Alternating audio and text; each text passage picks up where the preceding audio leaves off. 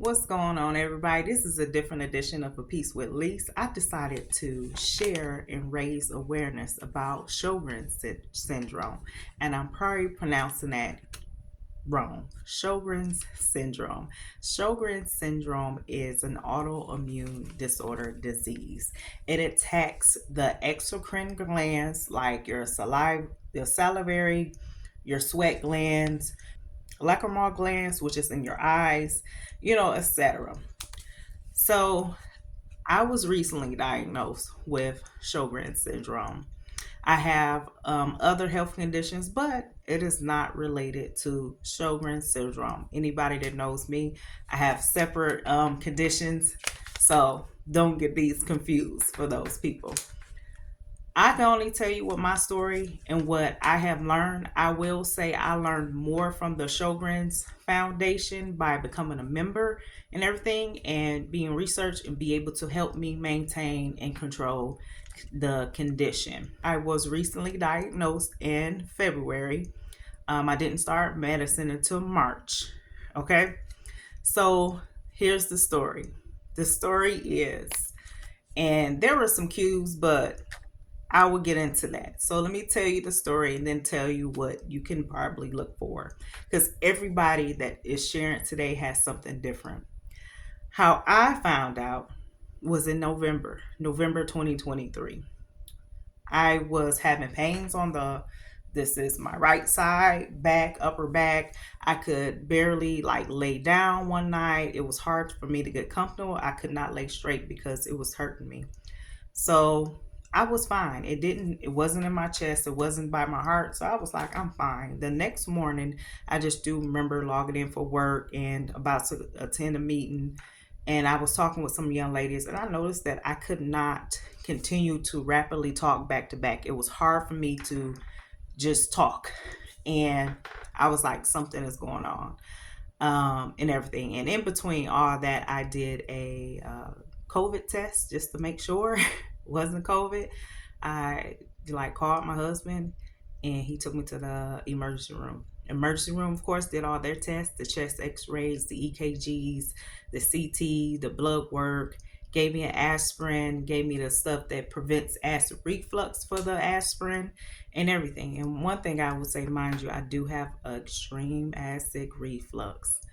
So what ended up happening that day was that they sent me home, told me to rest, take the aspirin. But on my way out, I was like, my chest is starting to hurt again. So should I just take the aspirin? I asked the emergency room doctor. Yes, just take an aspirin. Okay, cool. We keep aspirin at the house. Get home and I was like, tell my husband, I'm just going to rest. I'm going to try to rest. But it was hard for me to lay down again. It wasn't extreme pain, not the same pain that I was having before. So I tried to rest. And I do remember, and this is not a funny thing, I do remember that I got extremely hot. I got up and I was calling for my husband and my son and everything. They said I passed out twice. That is a scary thing for me to hear and to comprehend at the time. Passed out twice, but when I got up, I woke up, came to, it was emergency text in my house, in my room. So I'm like, what are you guys doing here? I was rushed back to the same hospital and had to stay over, they admitted me for a couple of days. So with that being said, I went on to various doctors. During my hospital stay, I would say, again, they monitored my heart.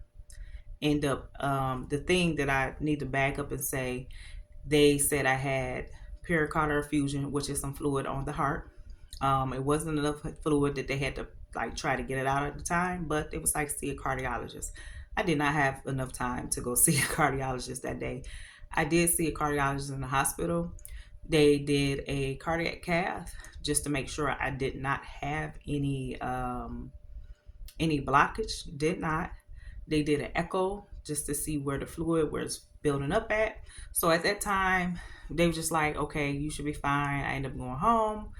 I also did a MRI of my head because at that time they were just thinking, maybe it's neurological something and other. So I end up being released, had to do go to a neurologist, Had some probes, some tests in my head I had to do for a week. See the cardiologist again, did another echo. It still showed some fluid on my heart. So the fluid, long story short, ended up being that's how my body is telling me that I'm inflamed. It's not enough to drain it, but it's enough to be a concern. So I ended up being sent to a specialist, which is a rheumatologist, to did their inflammation markers, and they test for lupus, Sjogren's, and rheumatoid arthritis, also within the blood work that they were doing. So I had high levels of inflammation. Um, I was going January, February, was diagnosed, but I was on so much aspirin that the doctor was trying to tell me, the cardiologist was telling me that I couldn't, they didn't want me to start the Plaquenil.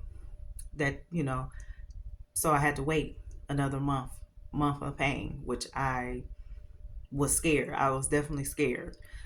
Then I started the medicine. About a month later, I started feeling better. And I can say I feel better after being on it since March and everything. And anyone that knows me, I am a person, I do not like to take prescribed medicine. So I will say that it was some things that they were talking about that at first I was not having. It was like dry eyes and stuff like that. I was not having those symptoms. I do have them now.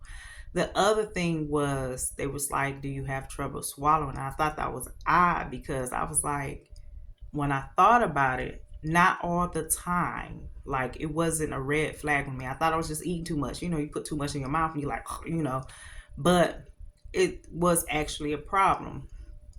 Um, the other thing was like I always had sensitive skin, so my skin was always dry, my scalp was always dry, and stuff like that. So it's just different things. It's not that you were just I'm overlooking them. I just didn't know. Like you think it was day to day every life. You thinking your skin is just dry, you put some lotion on.